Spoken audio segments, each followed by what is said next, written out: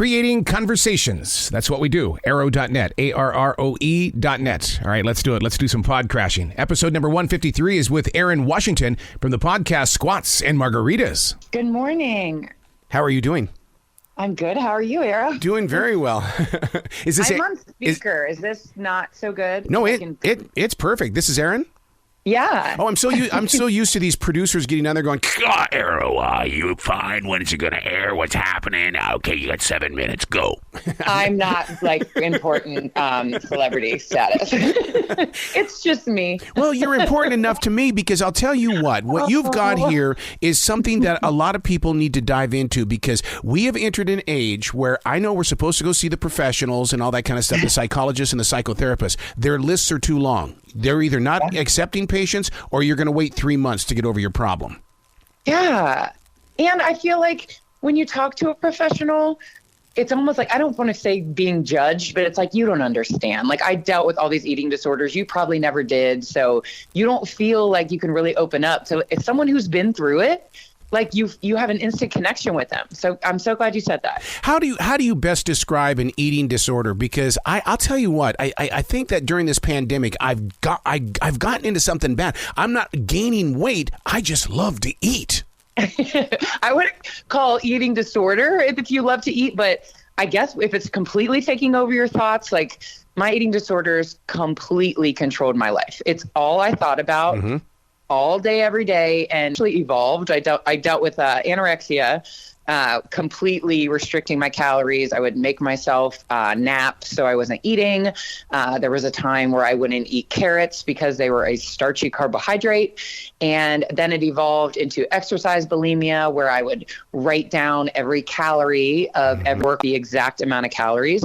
And it doesn't really work that way, but it's a mental illness. And to me, that kind of equated in my head that they canceled out. Actual bulimia, where all day long I would think about my next binge and purge. It's a completely like taking over of your life. It's all you think about. You feel like you'll never be able to get out of it. And your body's just living in a constant state of stress based on the restrictions and the deprivation that you're putting on yourself. It's miserable. Listeners need to understand that your truth and transparency is not just a book, but it's also a podcast. And you are very open and you're breaking through the walls because you know, Erin, there are people that are sitting in their rooms right now going, I don't know what I'm going to do. But when you speak the way you do, you're opening that door. I mean, that person was me. I never in a million years, Arrow, thought I would ever tell anyone, especially about my bulimia. There's so much shame and secretiveness to it because obviously you don't want people to know what you're doing. And because of the shame, when I finally was able to get over it, I was like, well, I'm glad nobody found out. And then just like at 37, I kind of like got my life together. It was after I had my kids and I decided to write this book for the woman who's still in it. You can come out of it. And if I can be a person to inspire you to do that, here's my book. Here's exactly what I did to come out of it. And you can find yourself again. I think a lot of women, like once you have kids, it's like, well, it's not about me anymore. I don't really have time. It's about my kids. It's not too late. You're not too old. You can change your life at any point.